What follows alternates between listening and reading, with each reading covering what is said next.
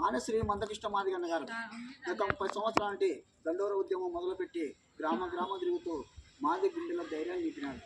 ఈరోజు స్వేచ్ఛగా ఉన్నామంటే మందకృష్ణ మాదిగ దండోర వల్లే. ఆయన చేసిన పోరాటం వల్లే ఈరోజు ఎస్సీ వర్గీకరణ సాధించుకున్నాం.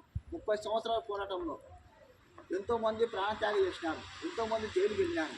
ఇదే తెల్లమల్ల రవీణ మన ఈ గ్రామం ఎర్రగొండపల్లె గ్రామవాసి తెల్లమల్ల రవీణ గారు ఎస్సీ వర్గీకరణ కోసం మందకృష్ణ మాదిగ అన్న గారు 1998లో హైదరాబాద్లో అమర్నాథ్ దీక్ష కూర్చోవడం జరిగినది. కూర్చుంటేనే మా మందకృష్ణ మాదిగ అన్నకు ప్రాణహాని ఉంది. 12 రోజులు అవుతుంది ఎస్సీ వర్గీకరణ ప్రభుత్వం సొంతం లేదని ఎంఆర్ఓస్ ముందు ముగ్గురు యువకులు తెల్లబల్ల రవీణ ఎంఆర్ఓకు వినపత్రం ఇచ్చి ఎస్సీ వర్గీకరణ ఖచ్చితంగా చేయండి, మా మందకృష్ణ నాన్న ప్రాణహాని అని ఒంటిపై కిరోసిన్ వేసుకొని నిప్పట్టించుకోవడం జరిగింది.